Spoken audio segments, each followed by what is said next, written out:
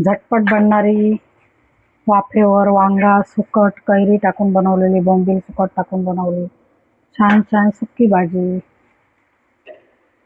चला रेसिपी दाखवते तुम्हाला.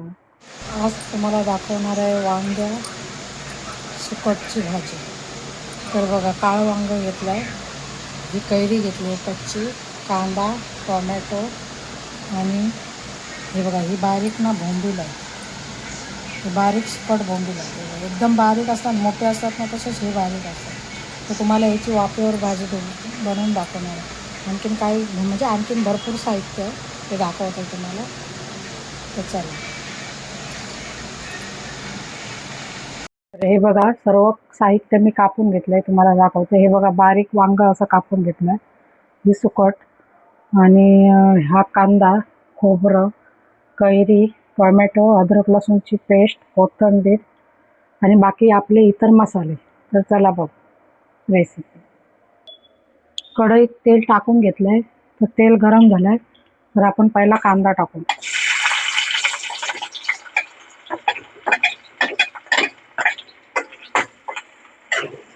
कांदा टाकून लालसर करून घेते. कांदा जराच लालसर करून घ्या, जास्त लालसर करून घेऊ नको. नंतर मग टोमॅटो टाका. टोमॅटो चांगला जरा नरम झाला ना, टोमॅटो जरासा नरम झाला तरी चालेल, कारण कसं वांग्याबरोबर तो शिजून येणार ना. त्याच्यानंतर आपण ना अद्रक लसूणची पेस्ट टाकू.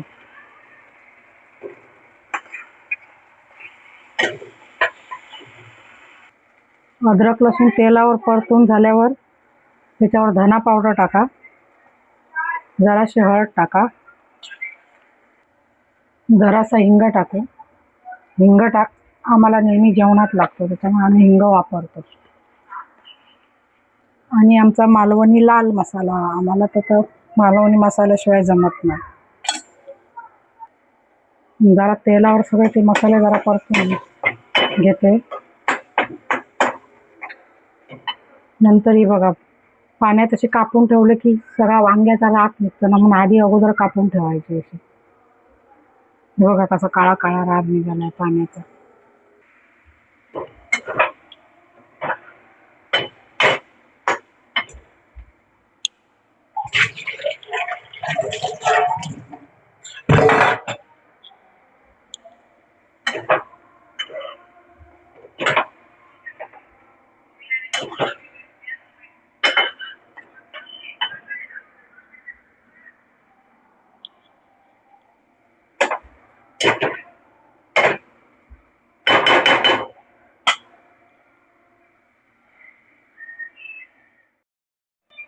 नंतर कैरी टाकून घ्या.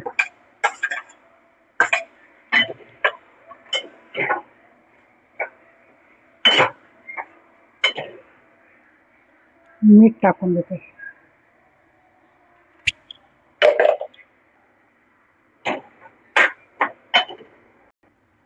नंतर जरा पाण्याचा हक्का मारून, जरा पाण्याचा हक्का मारलाय, कारण ते जरा शिजायला पाहिजे ना, म्हणून. जास्त पण नाही पाणी टाकायचं. नंतर लास्टला सुकट टाकायचे आपल्याला, कारण एकदम सुकट बारीक आहे ना, म्हणून. आणि झाकण मारून पहिली जरा वांगी शिजून घेऊन जा चांगले. जरा वांगी चांगली शिजले आहेत बघा.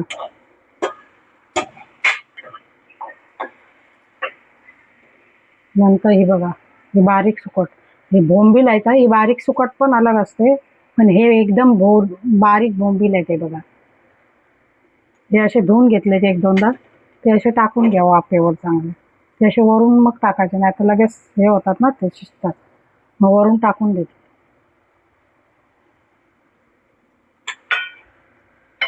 ढवळून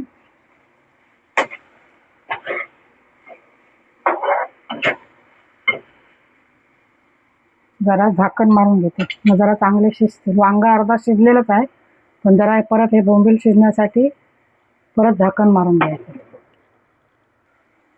तर वाफेवर हे बघ, वांगा आणि सुकट चांगली शिजलेली आहे. तर वरून आपण खोबरं टाकू. खोबरं टाकून घेते. आम्हाला मालवणी लोकांना खोबरं पाहिलं पाहिजे.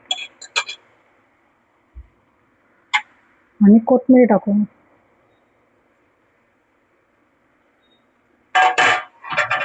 चांगलं असं ढवून घ्या. आता झाकण ठेवू नको. चांगलं असं ढवून 2-3 मिनिटात बंद करून टाका.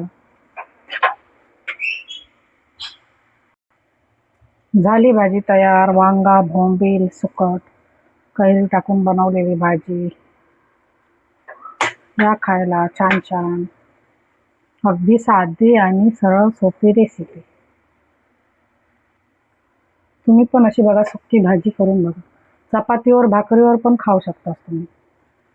मला बघा अशी आवडली असेल तर रेसिपी व्हिडिओला लाईक करा, शेअर करा, सबस्क्राईब करायला विसरू नका. बाय.